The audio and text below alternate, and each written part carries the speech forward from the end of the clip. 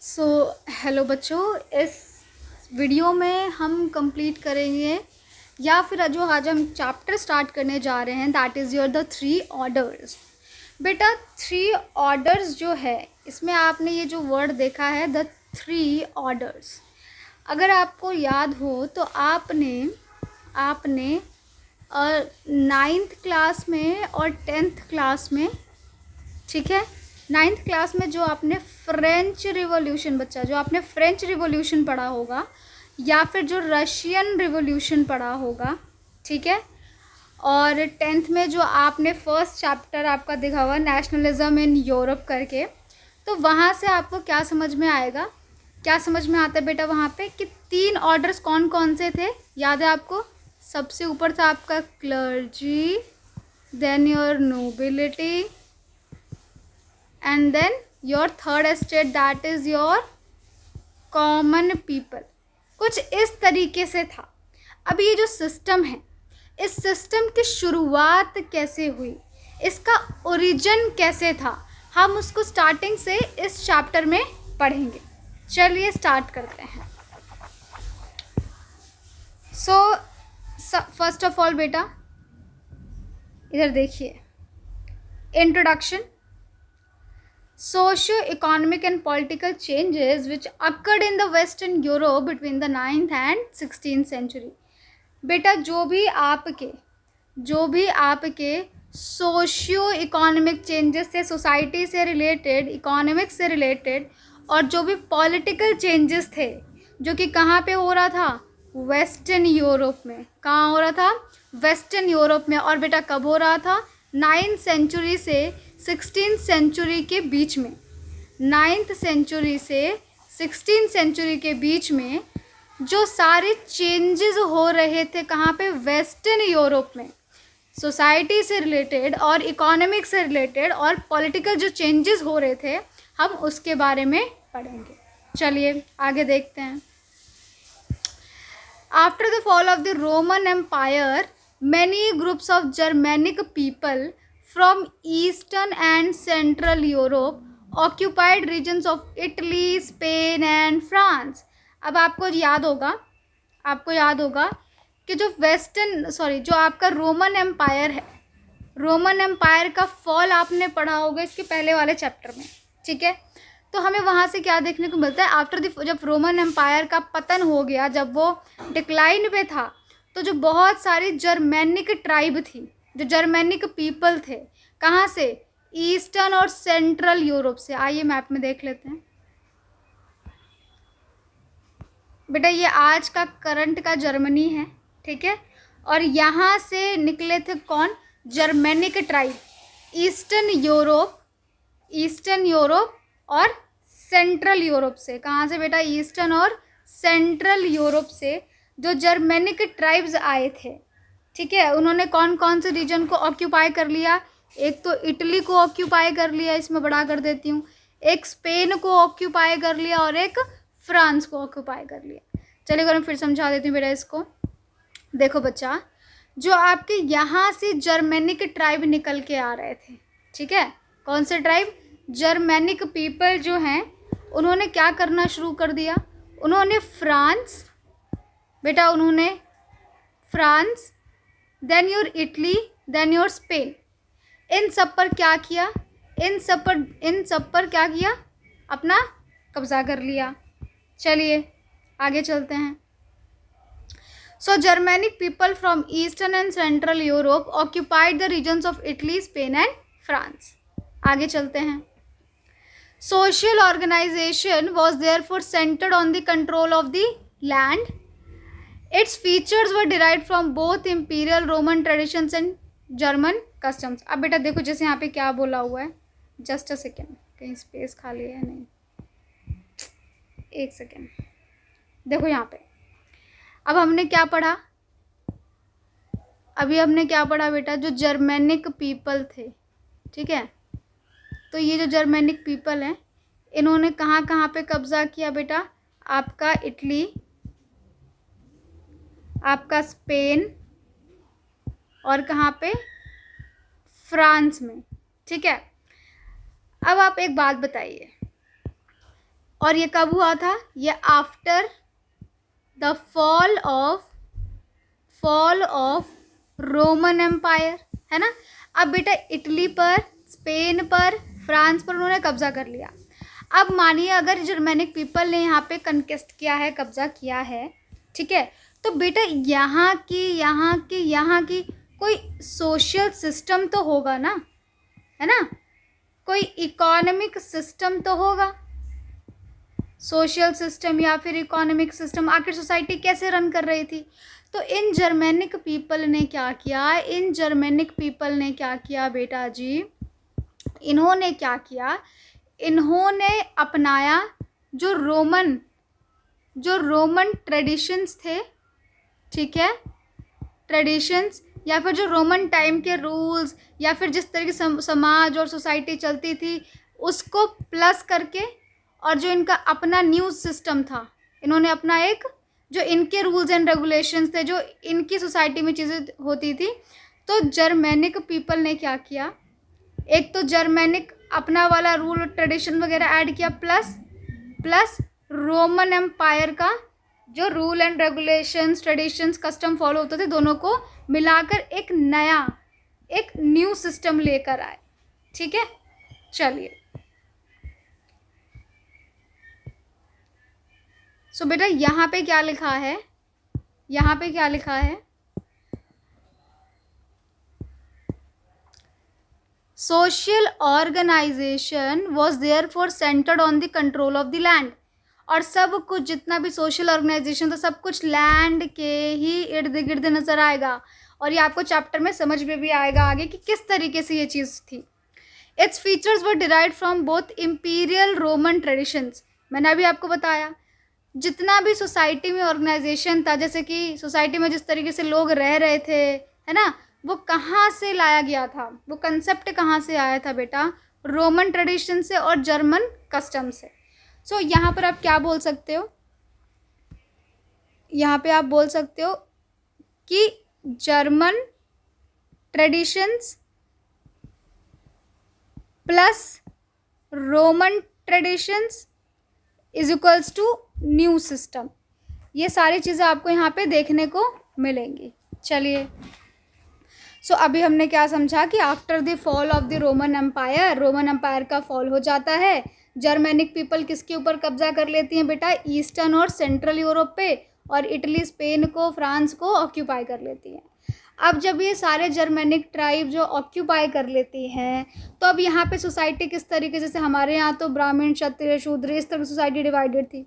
तो इन्होंने क्या किया, जो जर्मेनिक पीपल थे, जो रोमन ट्रेडिशंस थे, रोमन टाइम के जो रूल्स एंड रेगुलेशंस थे उसको फॉलो किया, और जो जर्मन कस्टम्स थे उसको फॉलो करके, इन दोनों को फॉलो करके एक न्यू सिस्टम बना दिया। चलिए, आई होप इतना समझ में आ गया होगा। Now Christianity, the official religion of the Roman Empire from the 4th century. आपको याद होगा कि 4th सेंचुरी में जो राजा था रोम का, ठीक है, उसने क्या अपना लिया था, क्रिश्चियनिटी। ठीक है, सो यहाँ पे भी बेटा लिखा हुआ है Christianity the official religion of the Roman Empire. Roman Empire का ऑफिशियल रिलीजन बन चुका था कब, 4th सेंचुरी से। After survive the collapse of the Roman Empire तो ख़त्म हो गया, लेकिन क्रिश्चियनिटी अभी भी स्प्रेड हो रही थी, gradually spread to central and northern Europe. बेटा सेंट्रल और नदर्न यूरोप में आ जाइए। ये जो आपका नदर्न यूरोप है, ठीक है, ये जो आपका सेंट्रल यूरोप है, इन जगहों पर आपका जो क्रिश्चियनिटी था वो धीरे धीरे gradually it was getting spread. The church also became a major land holder and political power. बेटा इस पूरे चैप्टर में ना आपको चर्च का बड़ा मेजर सिग्निफिकेंस दिखाया जाएगा कि चर्च किस तरीके से पॉलिटिकल अफेयर्स में राजा के इंटरफेयर किया करता था। ठीक है, next is Christian priest, land owning nobles, peasants. ये सारे बेटा जो आपके 3 ऑर्डर्स, आपको ये 3 ग्रुप समझ में आ रहा है, ये पूरे चैप्टर में हम इसके बारे में बात करेंगे। चलिए, नेक्स्ट इज योर फ्यूडलिज्म। एक सेकेंड बेटा, नेक्स्ट इज योर फ्यूडलिज्म। अभी बेटा जो फ्यूडलिज्म है, ठीक है, तो द टर्म फ्यूडलिज्म कहाँ से डिराइव्ड हुआ है बेटा, इसका मतलब क्या है? It has been use by the historians. इसको हिस्टोरियंस किस लिए यूज़ करते हैं? Feudalism, it is use to describe economical, legal, political and social relationship that existed in Europe in the medieval era।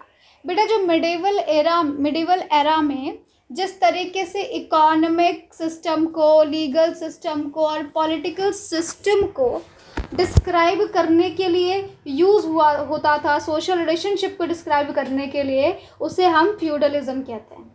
अब ये जो फ्यूडलिज्म है बेटा, ये जर्मन वर्ड फ्यूड से डिस्क्राइब हुआ है, विच जिसका मतलब क्या होता है? A piece of land. क्या मतलब होता है? A piece of land. It refers to the kind of society. बेटा ये क्या मतलब होता है? It refers to the kind of society that developed in the medieval France.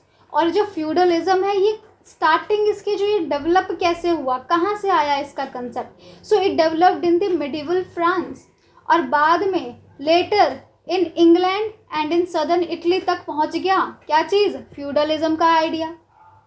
अब ये फ्यूड, ये जो वर्ड फ्यूड है, इसका मतलब होता है पीस ऑफ लैंड। क्या होता है बेटा? Piece of land. ये जो वर्ड फ्यूड है, इसका मतलब क्या होता है? Piece of land. चलिए, so in an economic sense feudalism refers to agricultural production. अब बेटा इसमें होता क्या था? Agricultural production which is based on the relationship between the lords and peasant. जैसे इंडिया में अगर आप देखो तो ज़मींदारी सिस्टम था, ठीक है, बड़े बड़े ज़मींदार हुआ करते थे, और उनकी लैंड पे जो छोटे छोटे लैंडलेस लेबरर्स पीजेंट्स होते थे, लैंडलेस पीजेंट्स होते थे, वो काम किया करते थे, प्लस उनको टैक्स दिया करते थे, है ना। चलिए अब यहाँ देखते हैं, यहाँ पे भी बेटा लॉर्ड होते थे और पीजेंट्स होते थे। अब ये देखते हैं कैसे। The latter cultivated their own land as well as that of the lords. ये जो पीजेंट्स थे, ये अपनी लैंड पे भी काम किया करते थे, और साथ में अपने जो लॉर्ड्स होते थे उनके लैंड पे भी काम किया करते थे। The peasant performed labour services for Lord who in exchange provided military protection. और जो बेटा ये पीजेंट्स होते थे, ठीक है, ये लेबर सर्विस प्रोवाइड करते थे किसको? लॉर्ड्स को। किसको प्रोवाइड करते थे? लॉर्ड्स को। और बदले में लॉर्ड इन्हें क्या प्रोवाइड करता था? Military protection. इसको हम और डिटेल में समझते हैं कि ये सिस्टम आखिर कैसे चल रहा था। चलिए, the term feudalism has been used by the historians to describe economic, legal, political and social relationship that existed in Europe in the medieval era. अभी हमने ऊपर पढ़ा, जो जर्मन वर्ड फ्यूड से डिस्क्राइब हुआ है, जिसका मतलब है पीस ऑफ लैंड, है ना। It refers to the kind of society, जो कि मिडिवल फ्रांस और लेटर इंग्लैंड और सदर्न इटली में भी इसका कंसेप्ट जो है फैल गया धीरे धीरे। चलिए अब इस पिक्चर को देखते हैं। किस पिक्चर में क्या है देखिए। अगर आप इस ऑर्डर को देखें तो सबसे ऊपर आपको कौन नज़र आ रहा है? सबसे ऊपर आपको नज़र आ रहा होगा किंग, है ना। और किंग के नीचे कौन है बेटा जी? किंग के नीचे आपको लॉर्ड्स दिखाई दे रहे हैं, है ना। और लॉर्ड्स के नीचे वाले हिस्से में कौन? आपको नाइट्स, ठीक है। कौन दिखाई दे रहे हैं बेटा? नाइट्स। और नाइट्स के भी नीचे कौन है बच्चा? पीजेंट्स या फिर सर्फ्स जिसको बोला जाता था। अभी किंग, ये जो फ्यूडलिज्म का सिस्टम था उसको बहुत अच्छे से डिस्क्राइब किया हुआ है यहाँ पे देखिए। The king owned all the land in the country. जो सारा का सारा लैंड होता था एक कंट्री में, वो किसके पास था? वो था हमारे राजा जी के पास, that is your king. He gave an area of land called a fief to the rich lords and nobles. बेटा फॉर एग्जाम्पल राजा के पास इतनी बड़ी लैंड है, ठीक है। जो आपके राजा जी हैं, यूपी बिहार वालों को तो पता ही होगा कि राजा जी कितना फेमस है हर भोजपुरी गाने में। चलिए यहाँ पे देखते हैं हम, तो यहाँ पे जो राजा जी हैं, ठीक है, जो किंग हैं, वो क्या कह रहे हैं बेटा? उनके पास बहुत सारा लैंड हुआ करता था, और ये जो लैंड का हिस्सा है, मान लो इन्होंने एक लॉर्ड को दे दिया। किसको दे दिया बेटा? एक अपने लॉर्ड को नहीं, मतलब जो उनके मंत्री वगैरह हुआ काम करते थे, जो उनके कोर्ट में काम करते थे, ठीक है, तो उनको लॉर्ड कह रहे हैं। तो लॉर्ड को ये वाला लैंड दे दिया, ठीक है। तो ये जो लैंड है जो लॉर्ड को दे दिया गया है, इसको बोलते थे हम फीफ, क्या बोलते थे बेटा जी? Fief. He gave an area of land called a fief. किसको? To rich lords and nobles. To rich lords and nobles. Nobles वो लोग थे जो राजा के मतलब राजा के जो रिश्तेदार हो गए, जो बेटा जी भी जो भी उनके कोर्ट में काम किया करते थे, तो राजा जी की ऐसी हरकतें थी. चलिए आगे देखते हैं ये सिस्टम और क्या कहता है. The nobles. अब देखो राजा जी ने क्या किया, राजा जी ने लैंड दे दी. ठीक है, किसको दे दी लैंड? लॉर्ड्स को दे दी लैंड. ठीक है, और उसको क्या बोला गया? उसको फीफ बोला गया. और किसको दी बेटा? लॉर्ड्स एंड नोबल्स को दी. अब इन रिटर्न में ये जो लॉर्ड्स होते थे, ये क्या करते थे? In return the lords and nobles agreed to supply the king with soldiers and horses for his army. अब इसने इनको लैंड दे दी, ये बदले में क्या दे रहे हैं? हॉर्सेस दे रहे हैं. ठीक है, हॉर्सेस दे रहे हैं प्लस सोल्जर्स दे रहे हैं. क्या प्रोवाइड कर रहे हैं राजा को? हॉर्सेस और सोल्जर प्रोवाइड किया जा रहा है. चलिए आगे देखते हैं.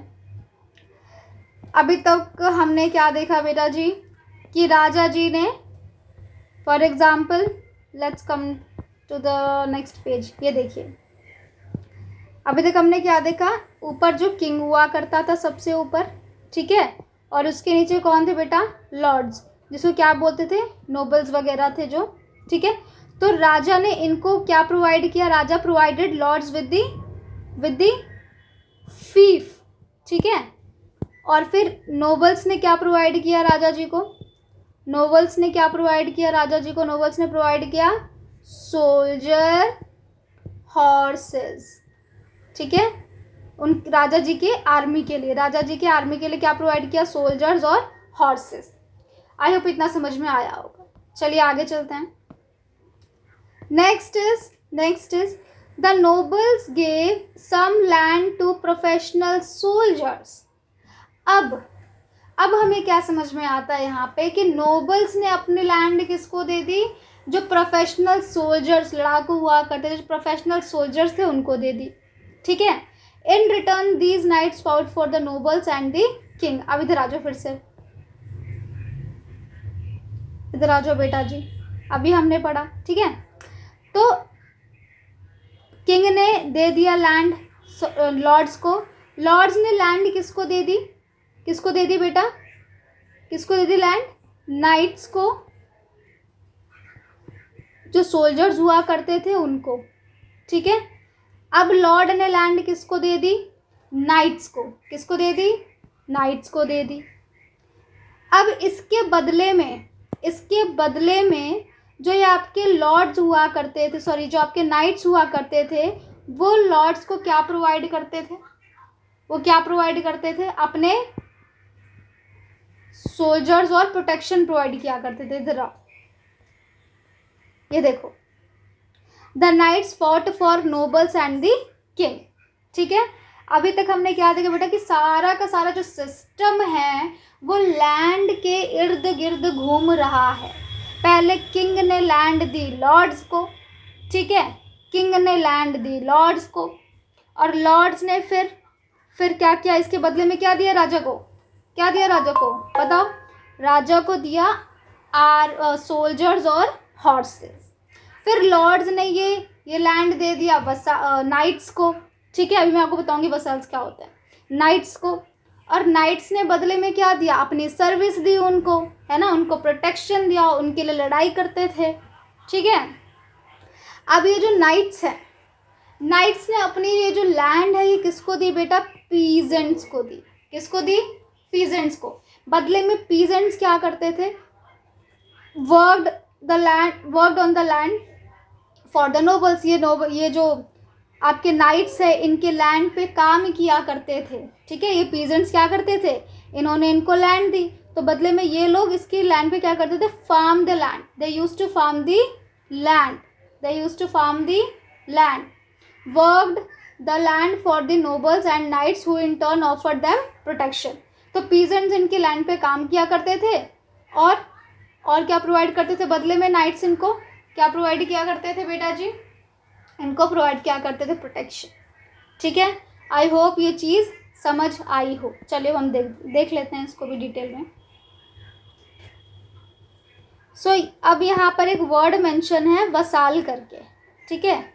अब ये वसाल क्या होता है, लेट्स सी बेटा। वसाल, वसाल मतलब होता है, अगर फॉर एग्जांपल लेट्स से बच्चा, लेट्स से ये कोई किंग है, ठीक है, और किंग के सबऑर्डिनेट, किंग का सबऑर्डिनेट जो लोग होंगे, फॉर एग्जांपल जैसे कि लॉर्ड्स, जैसे कि लॉर्ड्स, लॉर्ड्स का अधीन, उसके नीचे कौन था, लॉर्ड्स के नीचे कौन था, याद करो, लॉर्ड्स के नीचे कौन था, नाइट्स, और नाइट्स के नीचे पीजेंट्स।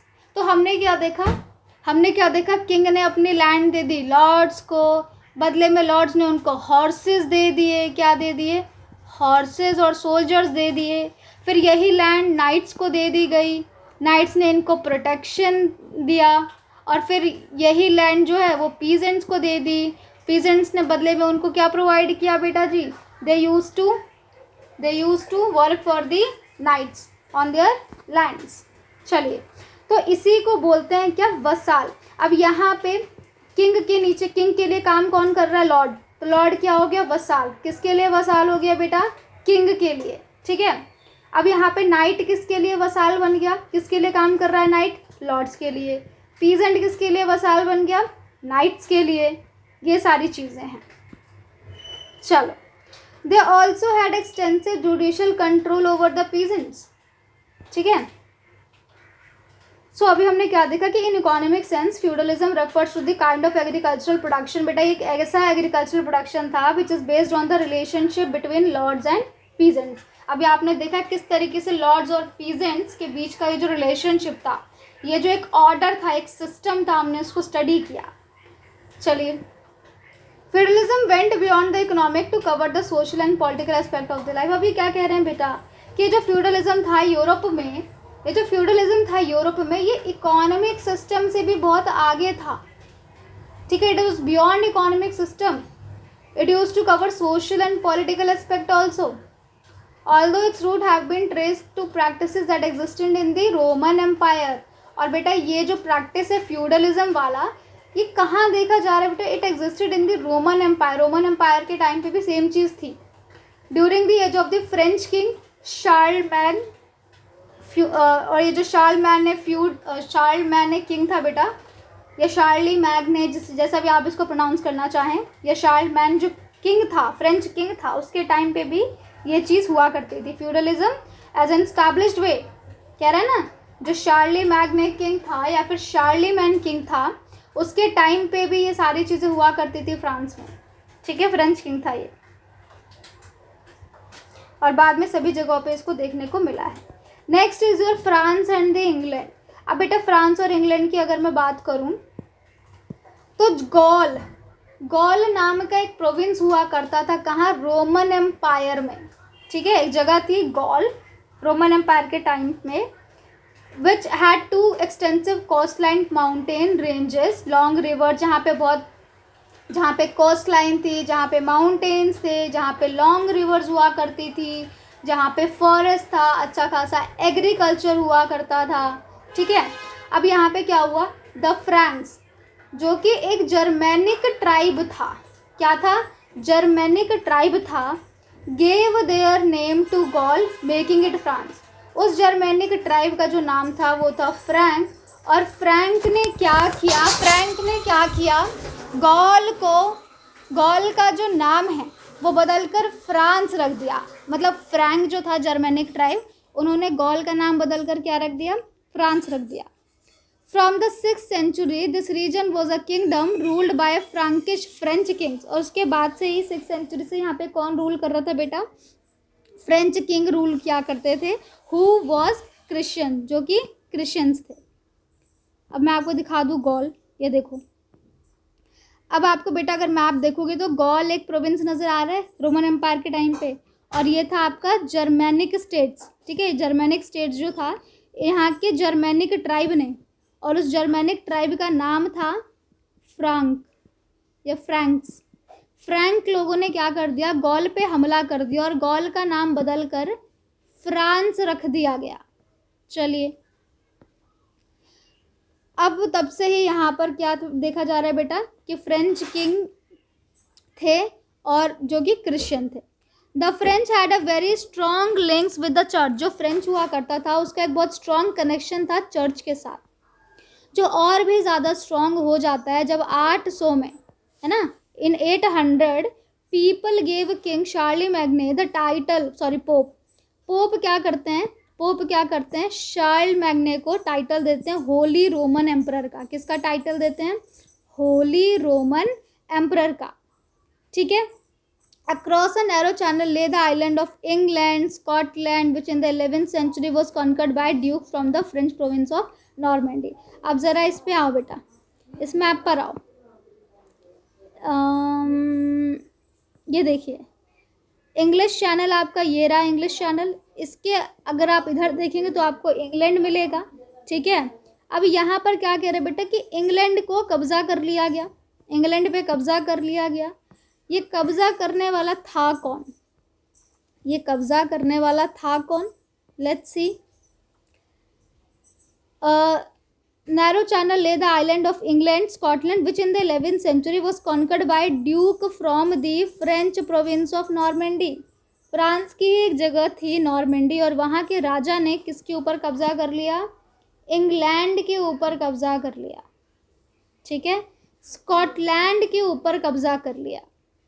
चलिए फिर से बता देती हूँ मैं आपको, एक बार फिर से देख लीजिए बेटा। ये आपको इंग्लिश चैनल दिख रहा है, इंग्लिश चैनल के ऊपर क्या लाया करता है? इंग्लैंड लाया करता है। और नॉर्मेंडी से जो राजा थे उन्होंने क्या किया? इंग्लैंड के ऊपर कब्जा कर लिया, ठीक है। स्कॉटलैंड और इंग्लैंड के ऊपर क्या कर लिया गया? कब्जा कर लिया गया। चलिए आगे देखते हैं। The term medieval era refers to the period in the European history between 5th and 15th century. बेटा 5 से लेकर 15th सेंचुरी के बीच का जो पीरियड है यूरोप का, उसे हम बोलते हैं मिडिवल पीरियड। कहाँ से कहाँ तक? 5 से लेकर 15th सेंचुरी तक का जो पीरियड है उसे हम क्या बोलते हैं यूरोप में? Medieval period. अब हम बात करेंगे फाइनली 3 ऑर्डर की। मैंने आपको चैप्टर के स्टार्टिंग में ही बता दिया था कि 3 ऑर्डर में clergy, nobility, peasant, free and unfree. Clergy जो कि चर्च था आपका, नोबिलिटी जो कि किंग और उसके ऑफिशियल्स हुआ करते थे, पीजेंट्स आपको पता ही है बेटा। फ्रेंच प्रीस्ट ऐसा मानते थे that people were members of one of the 3 orders depending on their work. ये जो 3 ऑर्डर बनाए गए हैं, कैसे बनाए गए हैं? Depending on their work. एक बिशप क्या होती है बेटा? एक पोस्ट होती है, एक पोजीशन होती है चर्च में। जैसे चर्च होता है ना, चर्च का जो हाईएस्ट पोजीशन होता है वो किसको मानते हैं बेटा? पोप को मानते हैं। पोप के नीचे बिशप्स होते हैं, ठीक है। इस तरीके से बहुत सारे